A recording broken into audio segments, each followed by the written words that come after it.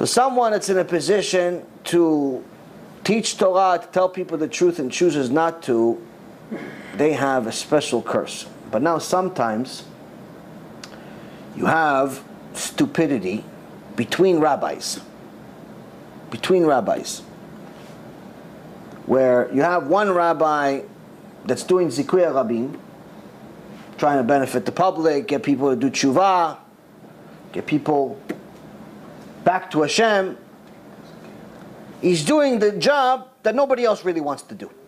Let's be real here. Most rabbis do not want to do what I do. Most rabbis do not want to do what Rabbi Mizrahi has been doing for 22 years. Most rabbis don't want to do it. Why? Because this is the hard part of the work that is not as financially beneficial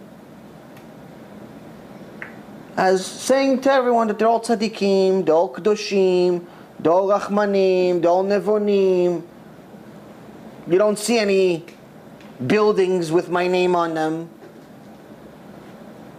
So this is not exactly the best part of the business, if you will, number one.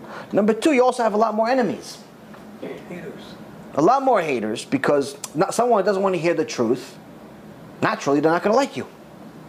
But not only not like you, if you don't like some rabbi that's a kihila rabbi, you just don't go to the synagogue.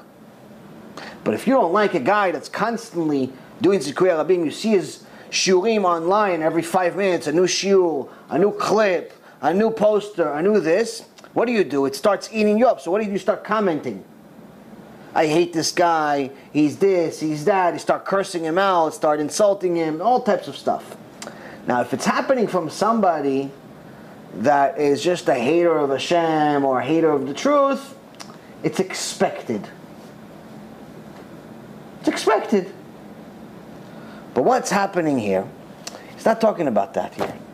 Here he's talking about Arur asher lo yakim et divrei haTorah azot.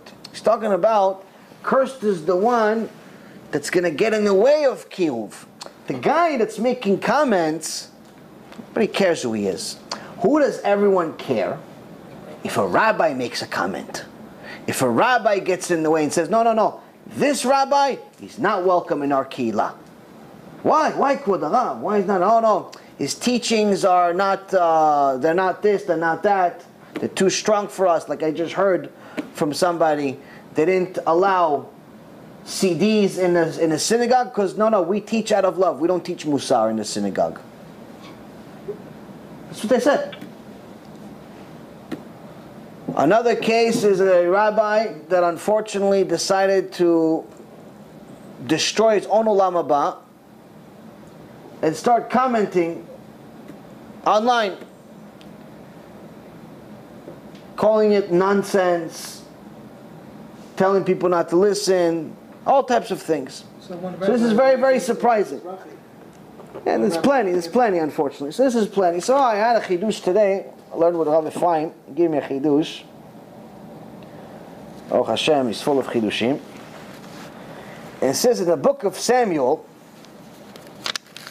1, chapter 2,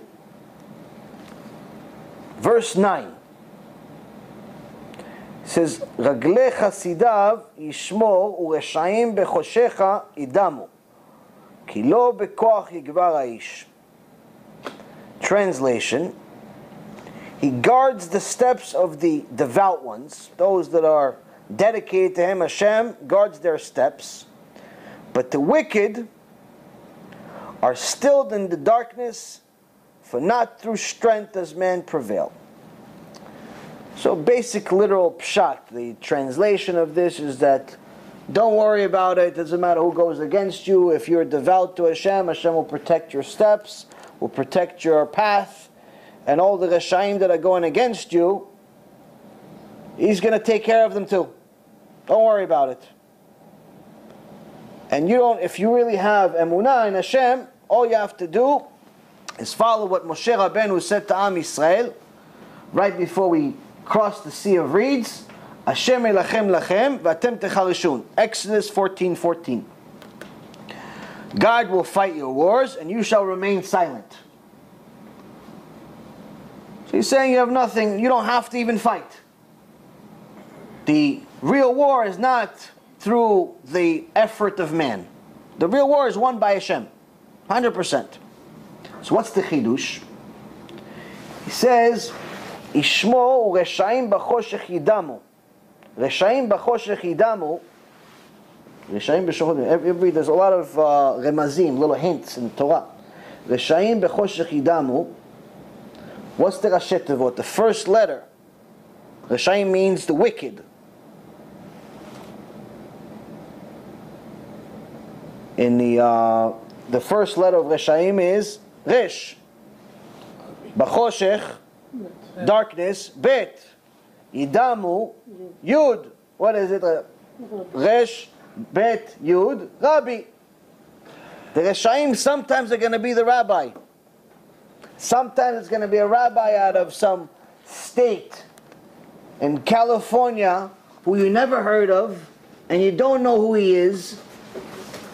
You don't know who he is. You never heard of him. You never did anything to him.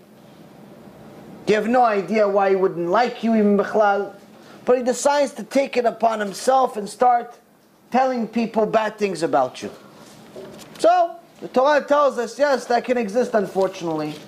And in case he's wondering whether what he was doing is right or wrong, as we say in every parasha, we always find the secrets of relevant to that week.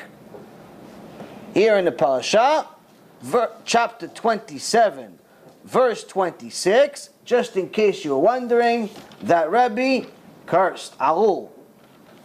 You don't have to fight any wars, my friend. Hashem will fight the rest. But we try to help people do tshuva, even the rabbi sometimes. Miskenim, what can you do? Sometimes people let the Yetzer Hara beat them, and it's not it's not their fault. So all we have to do is tell people the truth, and B'ezrat Hashem, they all do tshuva.